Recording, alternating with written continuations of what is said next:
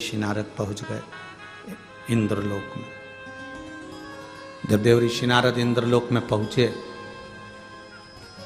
देव ऋषि नारद जब इंद्रलोक में पहुंचे तो वहां बहुत सारी अप्सराएं नृत्य कर रही थी। बहुत अप्सराएं नृत्य कर रही थी। एक अप्सरा देव ऋषि नारद ने देखी जिसका नाम था वपु। कौन सी अप्सरा है? नाम बोलो आप लोग। वपु। कौन सी अप्सरा है? वपु। एक वपु नाम की अप्सरा वहां एक कोने में खड़ी थी, ना नृत्य कर रही थी ना गायन कर रही थी, खड़े है, जिसके मस्तक पर त्रिपुंड लगा हुआ था।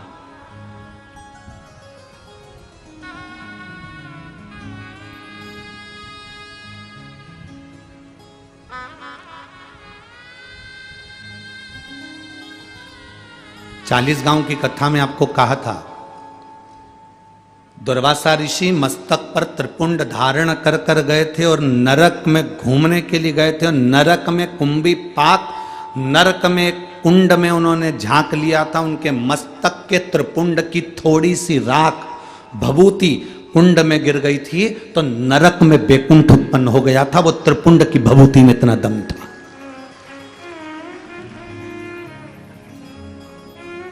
शिवजी पे चढ़ी हुई भभूत में इतना दम था। आप लोगों से निवेदन है, आप रोज भभूति नहीं लगा सकते, आप रोज त्रिपुंड नहीं लगा सकते, आप रोज भगवान का चंदन मस्तक पर नहीं लगा सकते, तो भगवान के ऊपर जो जल चढ़ता है उस जल को अपने ऊपर छीट लिया करो। 24 घंटे एनर्जी रहेगी, 24 घंटे बल।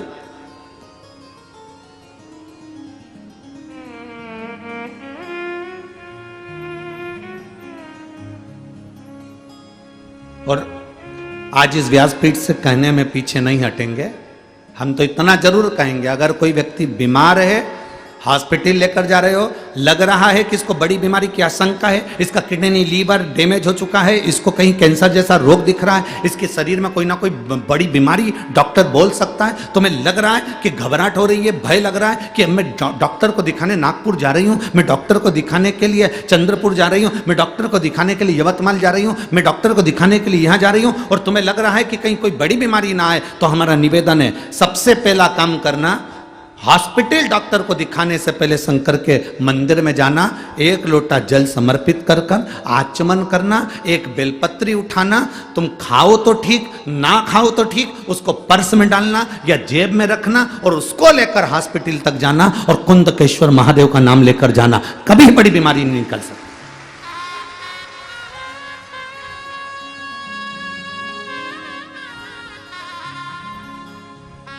उससे मिलने से पहले, डॉक्टर से मिलने से पहले महादेव से मिलो। अकाल मृत्यु वो मरे जो काम करे चंडाल का, काल उसका क्या बिगाड़े जो भक्त हो महा काल का। जो शिव की आराधना करता हो, शंकर से मिलकर गया हो, शिव से मिलकर।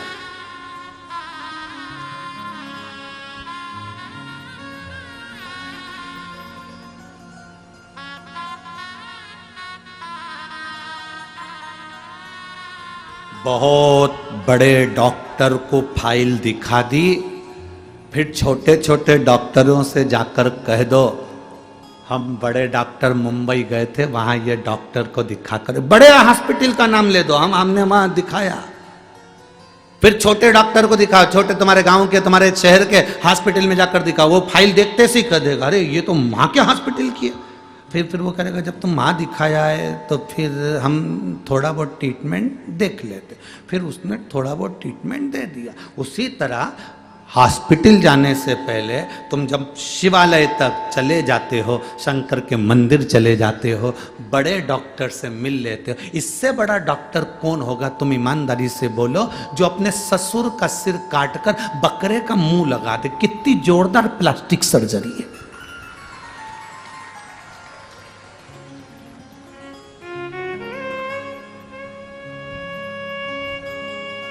एक लड़के ने लिखकर भेजा, गुरुजी ये बताओ कि गणेश जी का सिर कटा तो शंकर भगवान ने गणेश जी का ही सिर क्यों नहीं जोड़ दिया वापस, हाथी का सिर क्यों जोड़ा?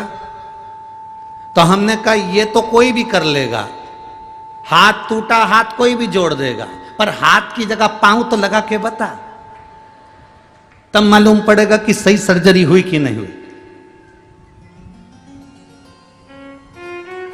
यहां से थोड़ी सी चमड़ी निकाल कर यहां लगा दी, यहां का थोड़ा सा अंग निकाल कर यहां लगा दिया, यह तो कोई भी कर सकता है।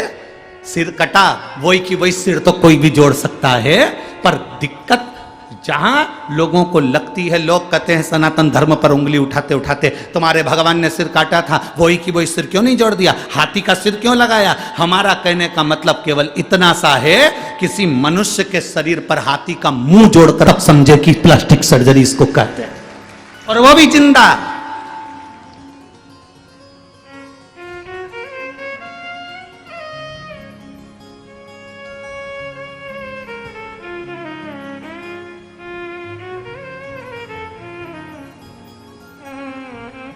एक व्यक्ति ने हमसे कहा, गुरुजी देखो तुम्हारे सनातन धर्म में, तुम्हारे हिंदू धर्म में कितनी सारी पुराणे हैं, कितने सारे वेद हैं, कितने सारे शास्त्र हैं, कितने सारे ग्रंथ हैं, और हमारे धर्म में केवल एक, बाकी के जितने धर्म सब में एक पुस्तक, एक ग्रंथ, एक किताब है, और तुम्हारी इतनी किताब। हमने उनसे कहा हम पूरी लाइब्रेरी लेकर चलते हैं, क्योंकि हम सनातन हिंदू हैं। पूरी लाइब्रेरी लेकर चलते हैं, साथ में होना चाहिए, लाइब्रेरी हमारी है। एक पुस्तक टांग कर क्या करें, लाइब्रेरी हमारी है। हम विष्णु पुराण भी पढ़ते हैं, हम गर्ग संहिता भी पढ़ते हैं, तो हम सब कुछ पढ़ते हैं, कोई चीज नहीं छोड़ते, कोई चीज क्या छोड़े। तुम्हारे हाथ में किसी संत की पुस्तक आ जाए तो उसको भी पढ़ो, किसी वेद पुराण शास्त्र ग्रंथ जो आया उसका अध्ययन होना चाहिए, उसका अध्ययन हो।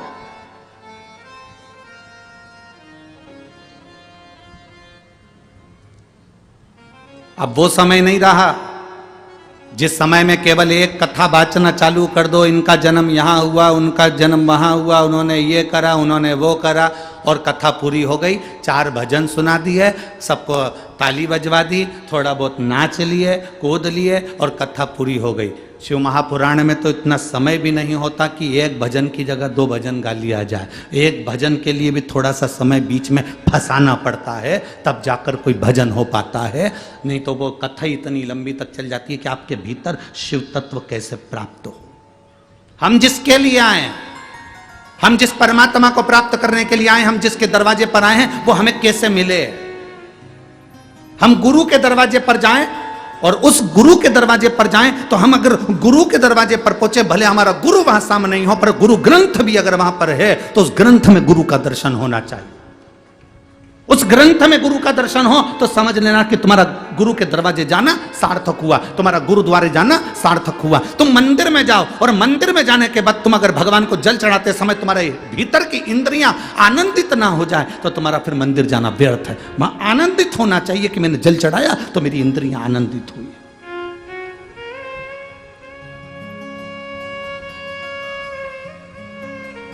बपू खड़ी है, इंद्रलोक की सारी अप्सराओं में अलग खड़ी है, सिर पर त्रिपुंड लगा हुआ है, चंदन का तिलक लगाया हुआ, कंकु का तिलक लगाया हुआ, सिर पर थोड़ा सा तिलक लगाया हुआ व्यक्ति अलग दिख जाता है। पूरी ट्रेन में, ट्रेन के अंदर लोग चढ़े हुए हैं, और अगर आप तिलक लगाकर चढ़ गए हो तो यह पक्का है कोई ना कोई तुमको ऐसा मिल जाएगा जो थोड़ी सी जगह देकर सीट पर बिठाई देगा। तिलक का यह फर्क पड़ता है।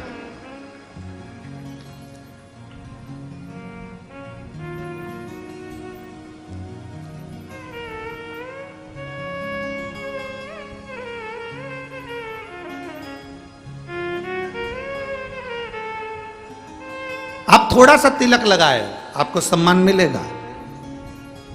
बहुत बहुत हम कहेंगे आप लोगों को थोड़ी सी काली मिर्ची भी लग सकती है, क्योंकि हमारी बात से लोगों को जरा काली मिर्ची लाल मिर्ची थोड़ी ज्यादा लगती है। हम कहेंगे आप लोगों को थोड़ा सा लग सकता है। बोल दूं क्या? बोलो, जम के तो बोलो, बोल दूं। एक कायदे के वस्त्र जब पहनकर आप कहीं जाते हो ना तो किसी के बाप में दम नहीं है कि तुम पर निगाह उठाकर देख ले।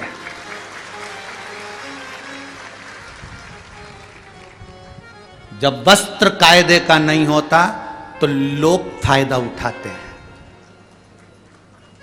वस्त्र कायदे का नहीं होता तो लोग फायदा उठाते हैं।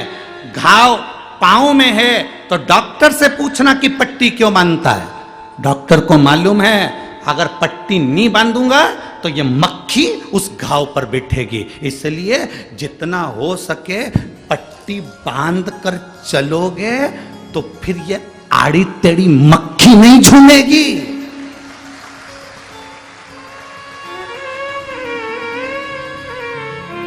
मक्खी झूमती तब है जब घाव दिखते हैं, जब हमारा शरीर नजर आता है।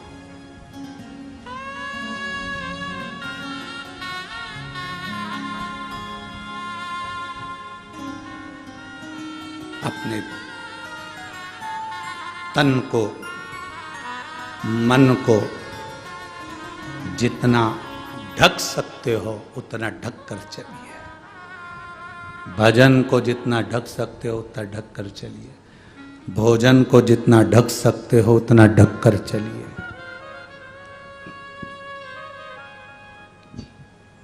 भजन